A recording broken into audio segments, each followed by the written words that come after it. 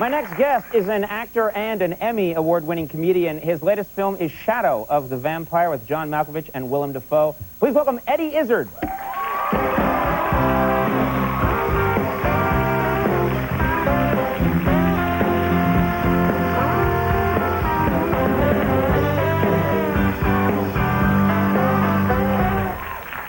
We've had the whole place disinfected. Yeah. Weird animal germs. Sorry about that. That tiger was really, not a tiger, was it? It had a name that I never even heard of. You know what? I don't even remember the name. I learned nothing in these animal segments. A dangerous cat. It hated you for a second. Then it got on his head and was fine. Yeah. And I don't know what that means, but yeah, right. it's a parrot. It's obviously a parrot that wanted to be there. Yes. It was a parrot in a previous life. It must have been. To Bob Dole. You've come here at, this is an exciting time to be, you know, in the States right now, I would think, because we're getting a new president tomorrow. Yeah. And one that you sort of chose. Yeah. We don't quite know how it worked out. Yeah, we were watching that and thinking, what are you doing? What's going on? Count the votes, my God. Anyway. Yeah. Though it's funny, I think it was a chance for Europe to sort of say, oh, you Americans think you're so smart, you know? You can't count votes. Yeah, it was very bizarre, and then we just got bored of it, and then we all had sex. Wow, that's a wonderful custom. Yeah, I know. That's a great custom you people have. Now, the Super Bowl is also coming up, which is exciting. Super Bowl, we don't know what that's about. Because we have rugby, but you guys wear pads. It's like a girly rugby, and. I've never heard someone call football a girly rugby. I know. It'd be great if that was the American name. And now back to girly rugby. Well, you see, the thing is, logically, you put on more pads, because I think it's more vicious than rugby, but you put on more pads. So why not put on more pads and then be more vicious? And put on so much pads. So they're huge guys, and they go out and they're hitting with axes, and, you know, and they have clubs and baseball bats, and then they come out with trucks. And those guys, and then they're covered in armor like Gladiator. And they come out with tigers, and then you can have the bats and everything coming out. It's called the XFL. It's coming up. It's going to be... Now, but you have big scores as well. That's what because you don't like football. Football, you call football soccer thing. Right. We have soccer in the rest of the world. You go, oh, what's that? And we're catching on to soccer. But the thing is, you find it boring because, and I noticed that you have the huge scores. This seems to be in American sports. You have this sort of it's 95-46, you know, big. Right. And for a football game, that would be just immense, you know, because we get 3-0 to 1. Right. You know, and you like the smaller scores. And why? I think that's because, you know, I think you find the passing of the thing, it's all boring, but that's kind of like foreplay. In the sexual analogy, it's kind of like foreplay. Then we build up to a big orgasm, only about 3 orgasms per game. We go, whoa, oh, oh, and everyone gets up and they go crazy, because it comes so rarely. Right. They come so rarely, and they... But I'll get you, Izzard. But America seems to be, hey, and oh, and that's multiple orgasms, everyone orgasms. Yeah, we all hate multiple orgasms. Well, ooh, multiple orgasms. But they're much smaller. I think smaller, they're much smaller. I see, smaller. So you're going, hey, woo, it's much more like, I came 46 times. Yeah. Okay?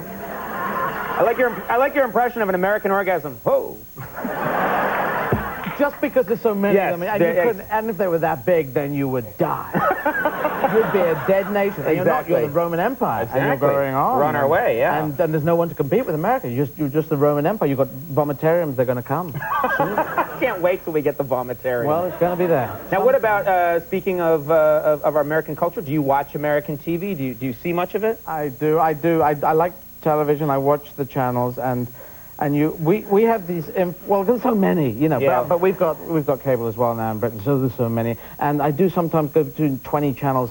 These infomercial things, I know people have talked about them. I was trying to work out what's weird about them, and it's because it's agreement TV.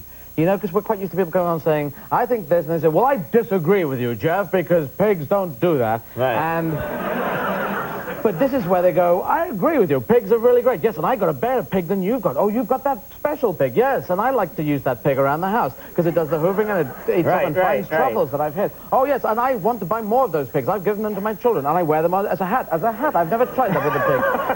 And you're watching and thinking, I'm going to get a pig.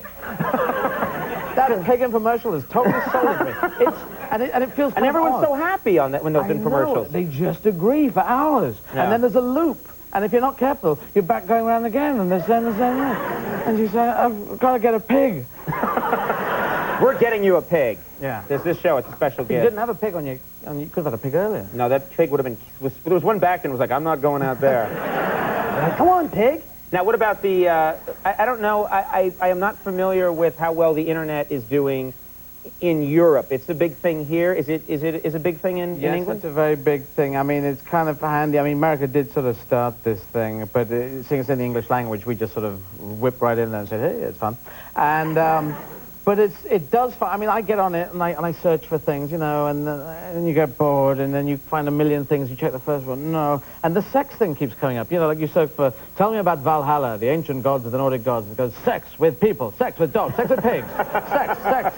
And you thought, and it sort of pulled out some letters and it just pulls all these sex stuff up. And all roads lead to sex eventually on the internet. It is, and you don't want to look at it, but then you think, well, I better try and have a check it out. And you get lost in hours and hours, and you think, God, I was supposed to be researching ancient Nordic gods. Yeah. You know. And then you're like, I've got to get me a pig. Yeah. Exactly right.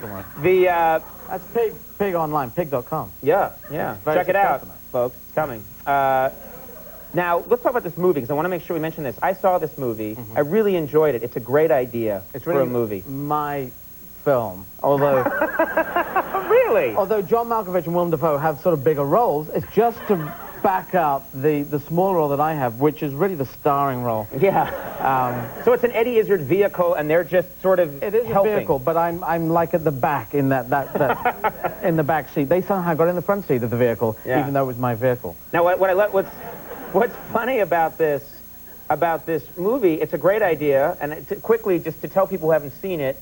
It's the 1920s. I think 1922, making of Nosferatu, the German Dracula film. They couldn't call it Dracula because of the rights. They called it Nosferatu, and I don't know what it means. I think it means chipped in a bag or something. And and so it's the making of that with the director and the cast, and they go off and there's the guy who, if you've seen this thing, because people today may not have seen Nosferatu, but it's got the guy with the long fingernails who goes up the stairs sideways. Willem Dafoe plays him brilliantly, and he's nominated for Golden Globe on Sunday, and yeah, it was great. I wanted to do it to work with Willem Dafoe and John Malkovich. I just play a hammy bad actor. Yeah, but that's a fun role. You're playing a bad actor.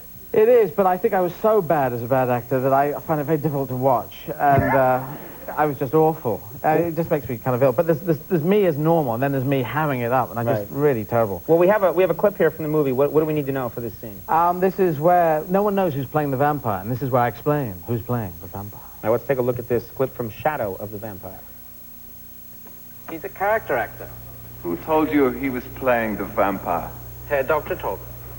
I never heard of any Max Schreck in the Reinhardt Company. Herr Doctor told me he was with Stanislavski in Moscow. Oh dear, one of the Russian school then. As part of his preparation, he submerges his own personality into that of the character he's playing.